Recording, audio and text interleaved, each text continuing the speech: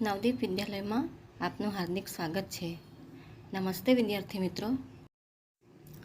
ધોરણ 5 વિષય હિન્દી, કાવ્ય 3 નન્હા મુન્હા રાહે હું.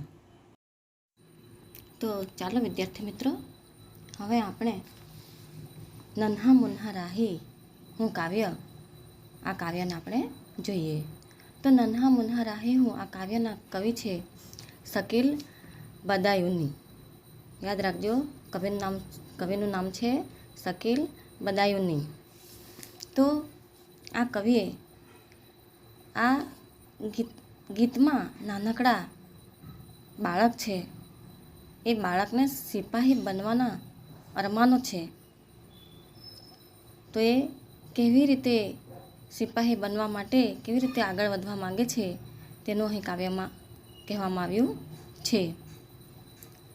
तो इस गीत में बाल सैनिक देश को आगे बढ़ाने की भावना व्यक्त करता है. હું આ દેશને આગળ વધારવાની ભાવના વ્યક્ત કરે છે. તો જોઈએ તો ભારત એ આપણો દેશ છે, એને હિન્દુસ્તાન પણ કહે છે. આપણે ભારત માતાના નાનકડા બાળકો છીએ અને મંજિલ એ બાળકો એ મંજિલ સુધી પહોંચવાનું છે. તો મંજિલ એટલે કે જે આપણું ધ્યેય છે એ પ્રાપ્ત કરવા માટે આપણે ગમે તેટલી મુશ્કેલી આવે તો પણ તેનો સામના કરતા રહીશું. કે આપણને આપણો દેશ આપણે જાનથી પણ વધારે પ્રિય છે કે વહાલો છે. તો આપણે આપણા દેશના રક્ષક છીએ. તો મોટા થઈને દેશના સિપાહી બનવાનું છે, અને સિપાહી એ દેશની રક્ષા કરે છે અને દેશની સેવા કરે છે. એવી જ રીતે મજૂર, ખેડૂત, વિદ્યાર્થી, શિક્ષક એ પોતાની ફરજ સારી રીતે પૂરી કરીને દેશની સેવા કરે છે. તો આ કવિતા આપણને એકબીજા સાથે પ્રેમપૂર્વક વ્યવહાર અને શાંતિથી રહેવાની તથા આપણા દેશને પ્રેમ કરવાની શીખ આપે છે કે બોધ આપે છે. તો જોઈએ આમાં કે નાનકડો બાળ સૈનિક એ એક નાનકડો બાળ સૈનિક હોવા છતાં કેવા મોટા સપનાઓ ધરાવે છે. તે દેશમાં શાંતિ, ઉન્નતિ, પ્રેમ વગેરે લાવવા ઈચ્છે છે.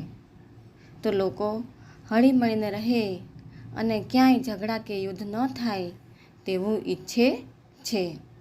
તો બાળ સૈનિકની આવી ઉચ્ચ ભાવના દર્શાવતું આ કાવ્ય છે. બરાબર. જો આ બાળક તમારી જેમ જ છે, તમારા જેવું જ નાનું છે, અને એ જો સિપાહી બનવાની ઈચ્છા વ્યક્ત કરે છે. તો બાળ મિત્રો, તમારે પણ મનમાં એવું તો કંઈક ઈચ્છા હોય ને કે મારે મોટા થઈને આ બનવું છે. તો એના માટે અત્યારથી જ બરાબર મહેનત કરવી પડે. ગમે એટલી મુશ્કેલી આવે તો પણ એનો સામનો કરવો પડે. હવે વાંચવા લખવાનો કંટાળો આવે તો એ કંટાળો લાવવો જોઈએ નહીં. ને સતત વાંચતા રહેવું, લખતા રહેવું એ એક મુશ્કેલી છે, પરંતુ એ મુશ્કેલીમાંથી આપણે પાર ઉતરવાનું છે. કેમ ભલે મને કેમ પાકું ન થાય, મને કેમ યાદ ન રહે, હું કરીશ જ, એવો તમારા મનમાં ધ્યેય હોવો જોઈએ. તો તમે કરી શકો. બરાબર. આ બાળ સૈનિકની જેમ તમે પણ દેશ સેવા કરી શકો. બરાબર.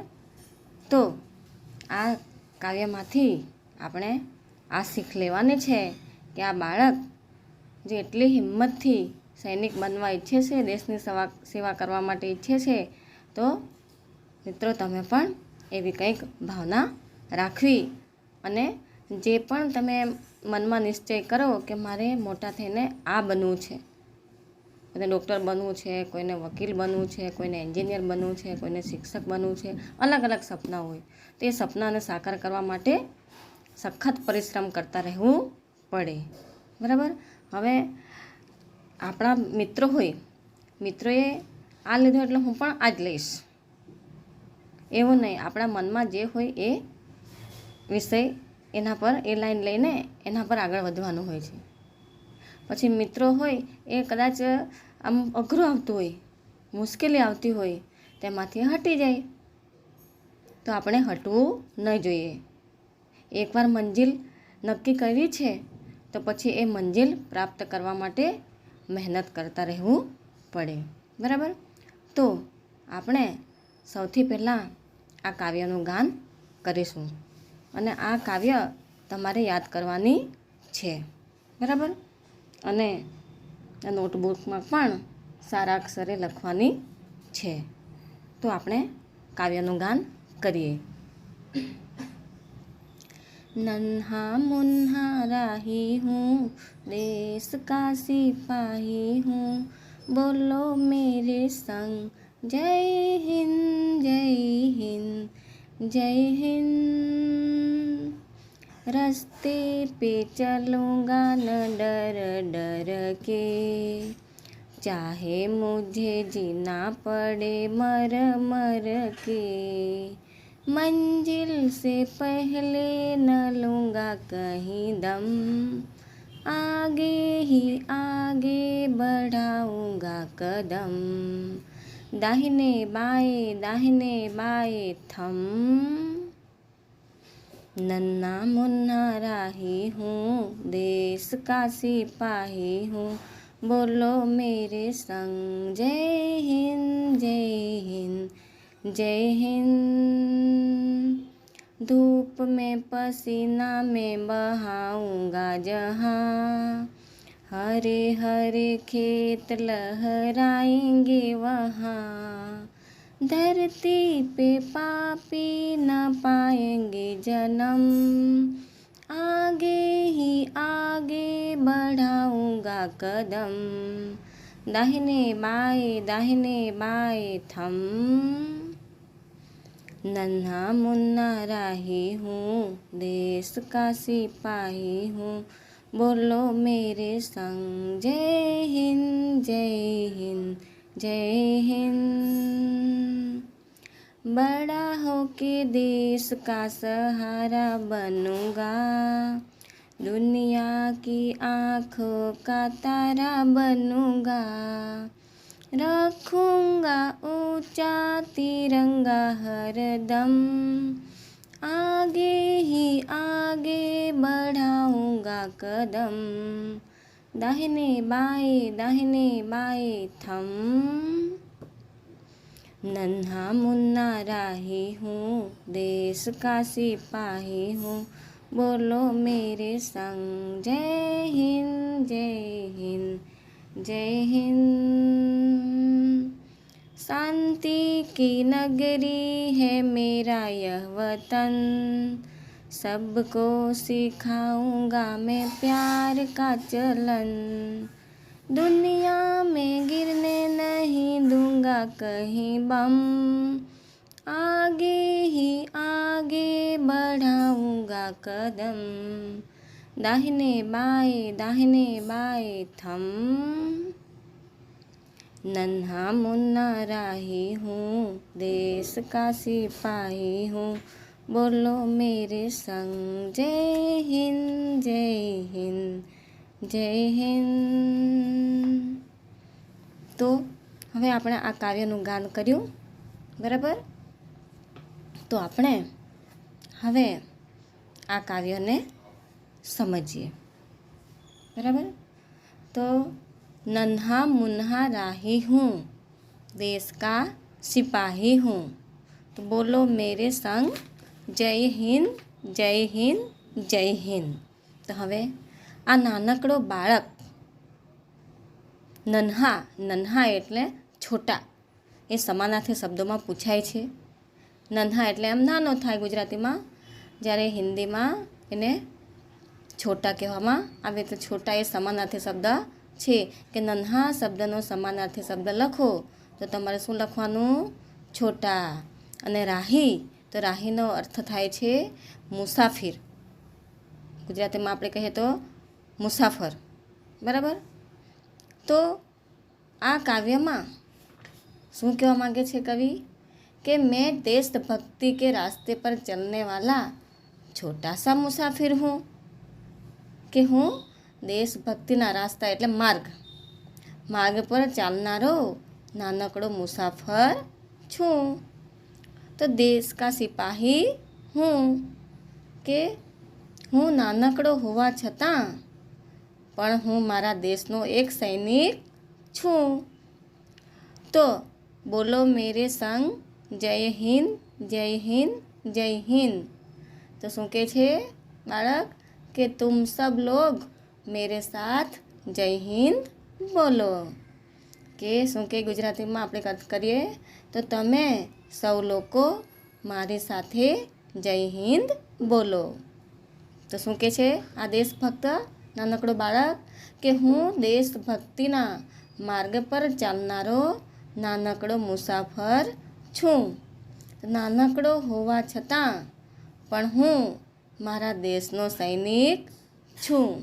તો તમે સૌ લોકો મારી સાથે જય હિન્દ બોલો. બરાબર?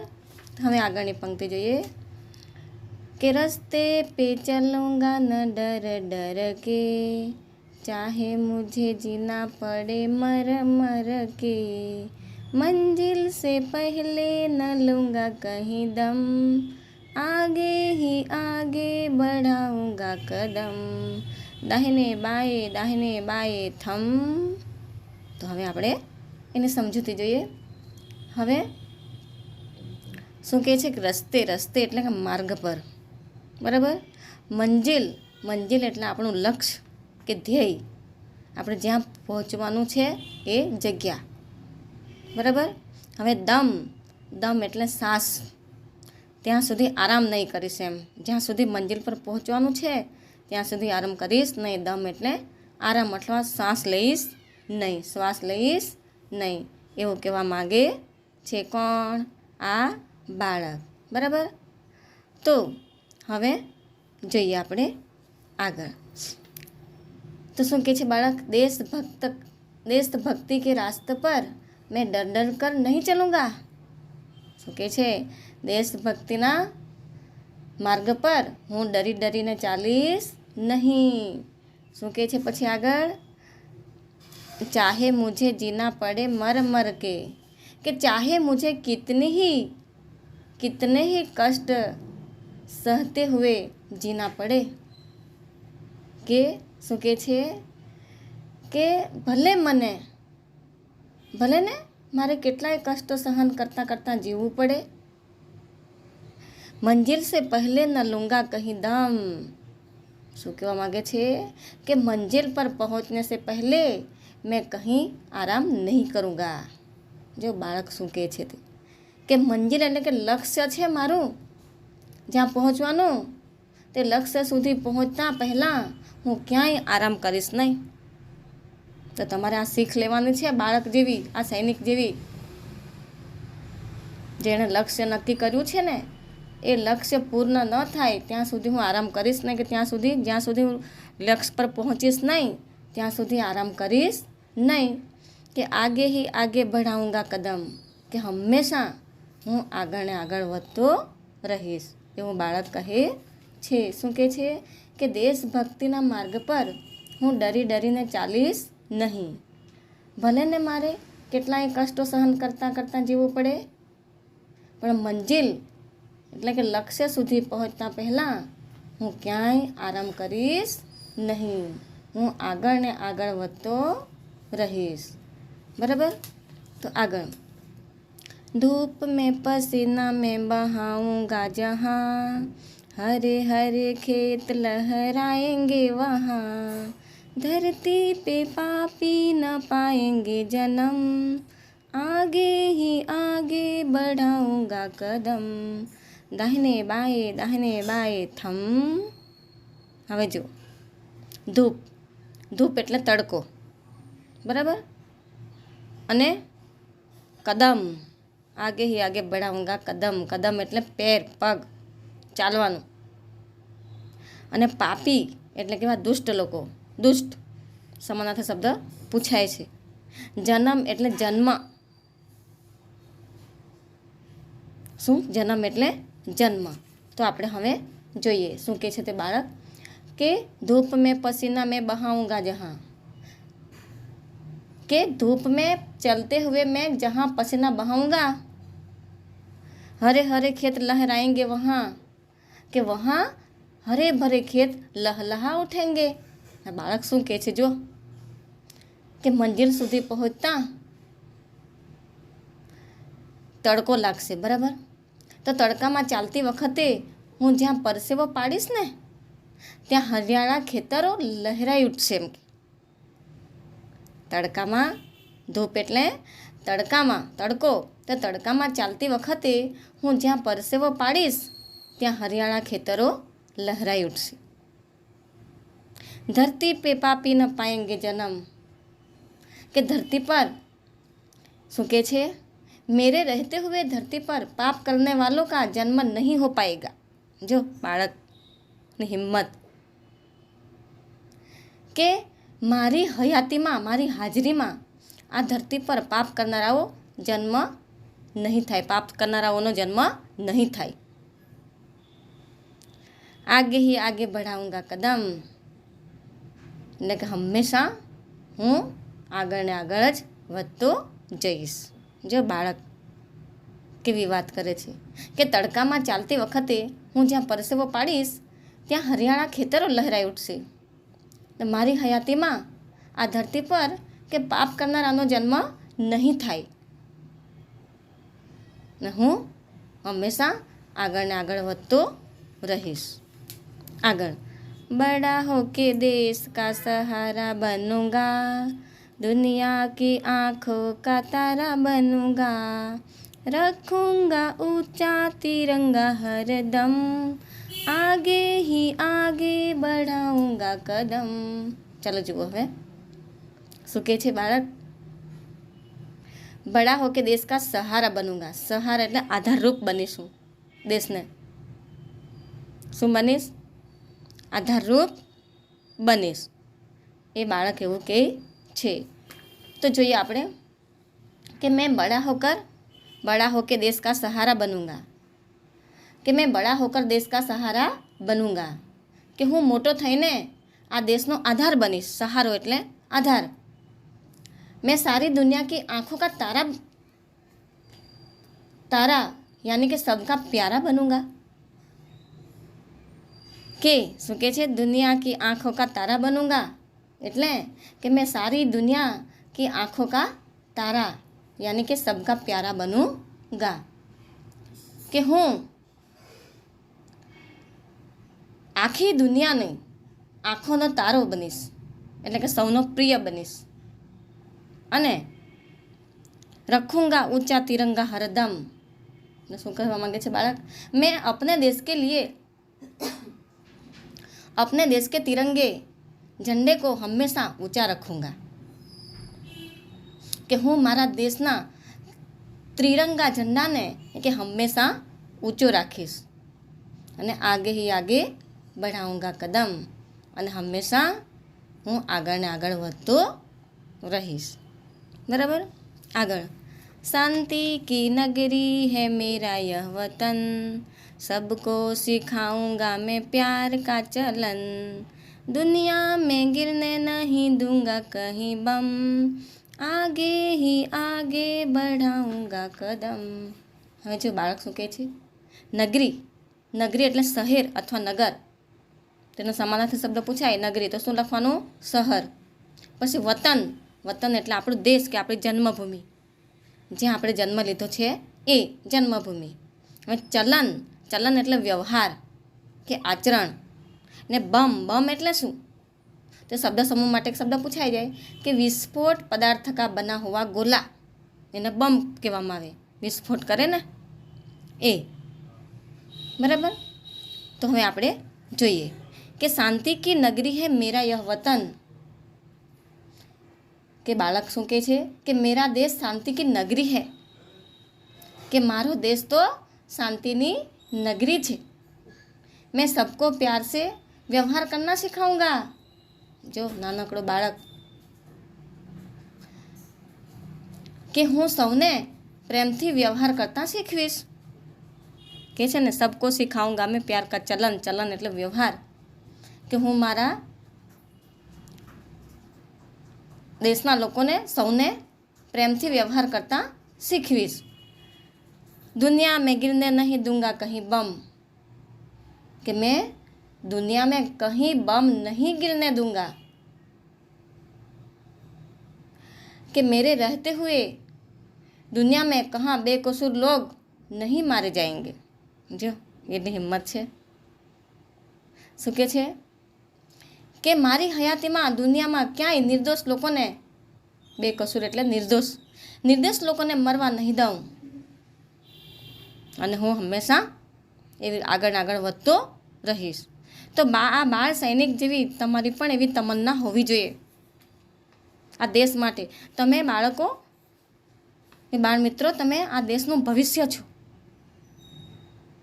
દેશને આગળ લાવવાનો એ તમારું કામ છે. તમારા બે હાથ, એવા ઘણા બધા તમારા જેવા બાળકોના કેટલા હાથ બનશે, અને એ સૌ સાથે મળીને વિશ્વ એક કુટુંબ થઈને આપણા દેશને આગળ લાવવાનો છે, આપણા ભારત દેશને આગળ લાવવાનો છે. બરાબર. તો હવે આપણે આ કાવ્યની સમજૂતી જોઈએ. તો હવે આપણે શબ્દાર્થ જોઈ લઈએ. તો નન્હા યાની છોટા, ધૂપ તો તડકો, રાહી તો મુસાફિર यानी कि यात्री, सिपाही तो सैनिक, वतन तो देश यानी जन्मभूमि, मंजिल तो लक्ष्य यानी ध्येय, चलन यानी व्यवहार या आचरण, दम यानी सांस, बम तो विस्फोट पदार्थों का बना हुआ गोला, અને કદમ તો પેર. બરાબર. તો અહીં આપણે આટલું જ જોઈએ. તમારે આ કાવ્યને યાદ કરવાની છે, કાવ્યને બરાબર સમજવાની છે, અને શબ્દના અર્થ લખવાના છે, અને યાદ પણ કરવાના છે. કાવ્ય લખવાની છે, શબ્દાર્થ પણ લખવાના છે, અને આ યાદ પણ કરવાનું છે. તો એના કવિનું નામ પણ યાદ રાખવાનું છે, શકીલ બયાદુન્ની. બરાબર. તો અહીં આપણે પૂર્ણ કરીએ, અને બાકીનું સ્વાધ્યાય છે, મુહાવરાના અભ્યાસને, એ આપણે આવતા વિડીયોમાં જોઈશું. ત્યાં સુધી આપણે વિરામ લઈએ. Thank you.